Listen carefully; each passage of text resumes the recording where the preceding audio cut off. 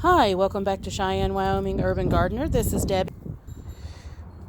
We are out here this morning. It's actually more towards afternoon. I think we're past 12 o'clock at this point.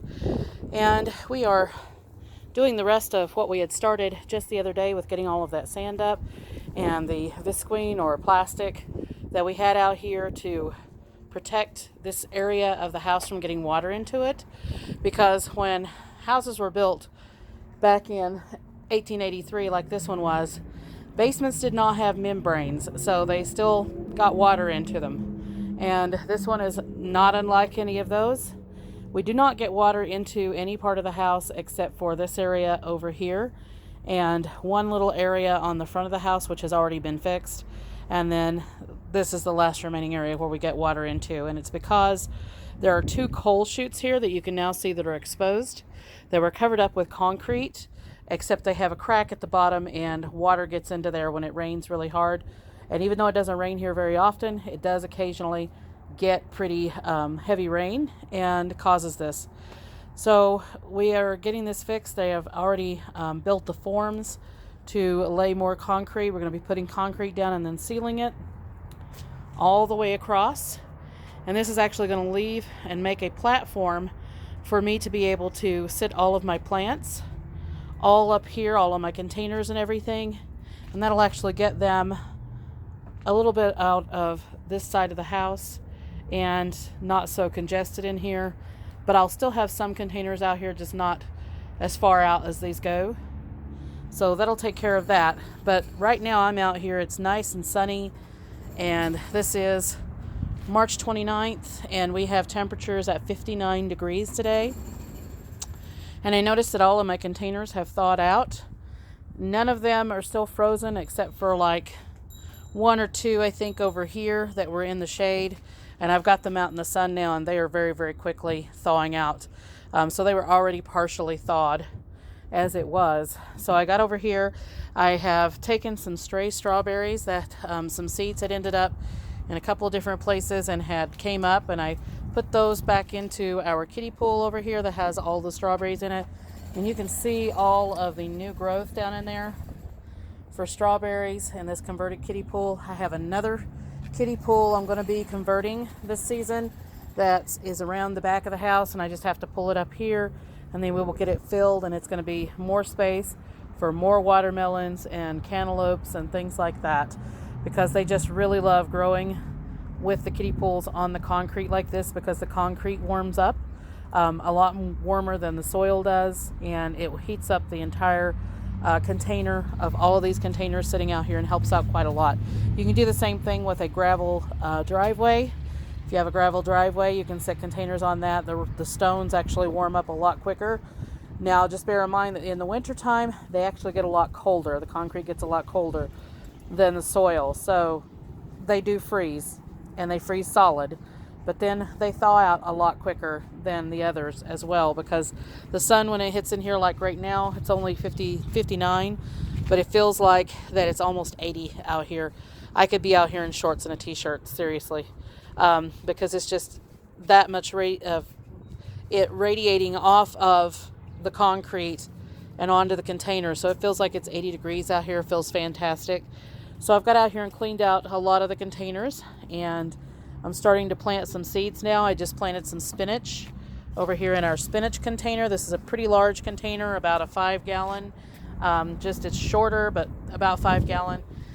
So I've got some spinach in there that I'm going to get started. I'm going to actually fill up this container over here with the light in it with more spinach.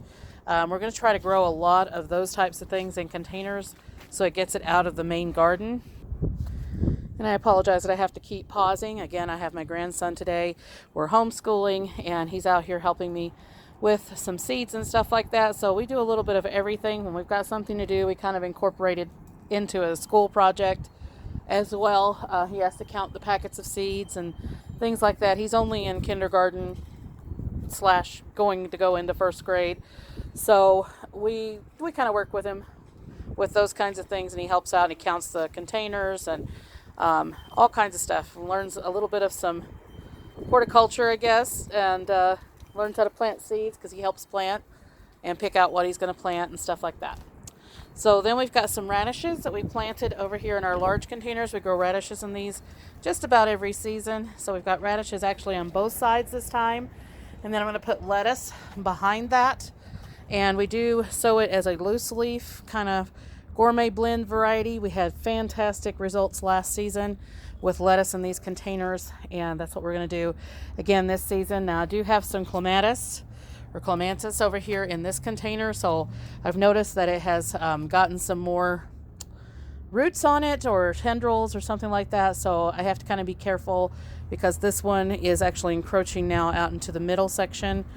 So those will be roots that we will take with us to our new home, and of course we'll be taking all of these containers as well. We'll have to empty all of the soil and all of that and take all of these containers with us. So one trip to wherever we end up at, we will have to just take containers with us because there's over 100 out here all around the house.